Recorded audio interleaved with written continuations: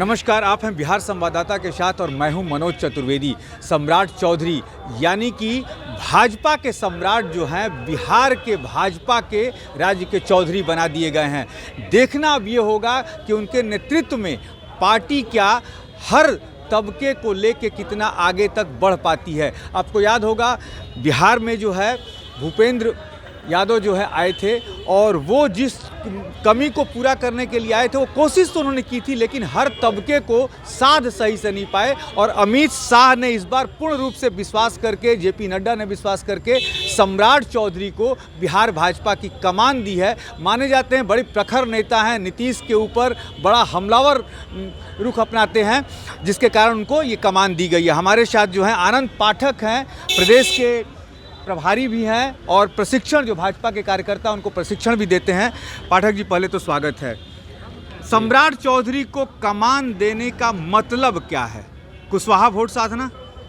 नहीं, देखिए, कुशवाहा वोट साधना मकसद नहीं है। मकसद है कि एक युवा नेतृत्व को बिहार भाजपा की कमान दी गई है, जिनका एक लंबा राजनीतिक अनुभव है और वो सभी को साथ लेकर चलने में सक्षम हैं। बहुत ही ये अच्छा निर्णय हमारे केंद्र के द्वारा लिया गया है और निश्चित रूप से सम्राट चौधरी जी का जो राजनीतिक अनुभव है उसका लाभ बिहार भाजपा के सभी कार्यकर्ताओं को मिलेगा। और उनके साथ मिलकर हम लोग 2025 में और उसके पहले 2024 में लोकसभा और फिर 25 में अपने बूते बिहार भाजपा अपने बूते बिहार में सरकार बनाने में सक्षम होगी सम्राट चौधरी जी के नेतृत्व में।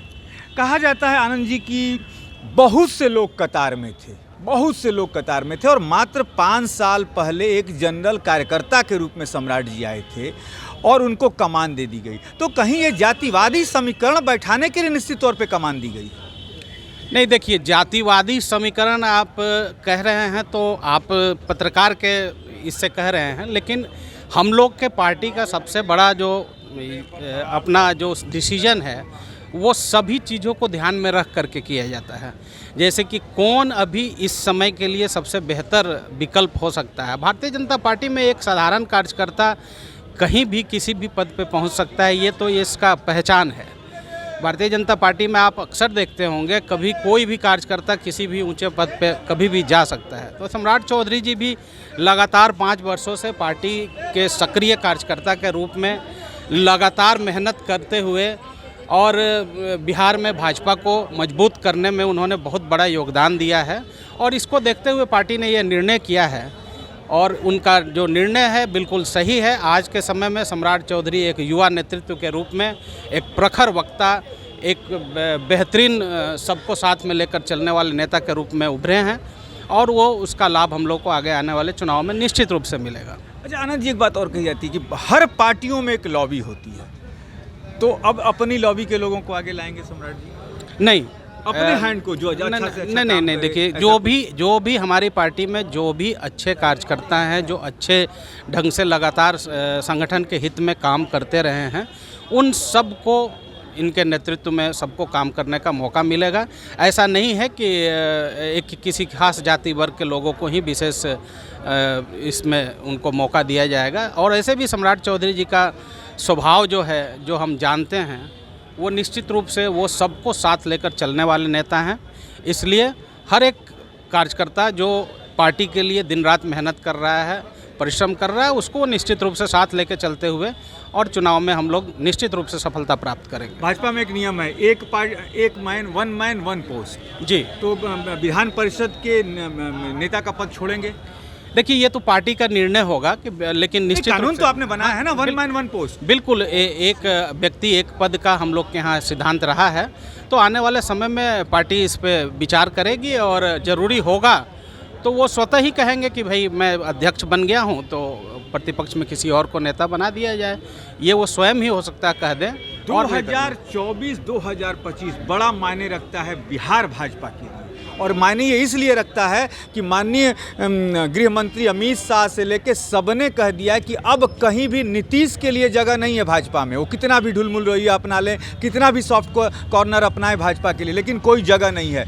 क्या कहीं अभी भी भाजपा के लोगों के दिलों में नीतीश बसते हैं? नहीं, बिल्कुल नहीं। अभी जो उनको कई बार भाजपा ने मौका दिया है और कई बार उन्होंने हम लोग के साथ में हमेशा दगा देने का काम किया है। इसलिए अब बिहार में नीतीश कुमार के लिए बिहार भाजपा में कोई जगह नहीं है, ये हमारे बड़े नेता स्पष्ट कर चुके हैं। और जब हमारे केंद्रीय नेतृत्व और प्रदेश नेतृत्व ने जब यह क्लियर कर दिया है तो अब इस पर कोई बात करना ही बेमानी है। आप निश्चिंत रहें, भाजपा अपने बूते 2024 के लोकसभा चुनाव में 40 के 40 सीट जीतेगी और उसके साथ ही 2025 में उसके नेतृत्व में बिहार में सरकार बनेगी। बहुत बहुत धन्यवाद आनंद जी। तो आपने सुना, आनंद पाठक प्रशिक्षण कार्यकर्ता हैं, भाजपा के कार्यकर्ताओं को प्रशिक्षण देते हैं कि किस तरीके से कार्यकर्ताओं के साथ, आम जनता के साथ व्यवहार करना है, कैसे पार्टी की पैठ जो है हर घर तक बनानी है, इसका प्रशिक्षण देते हैं। प्रभारी भी हैं भाजपा के।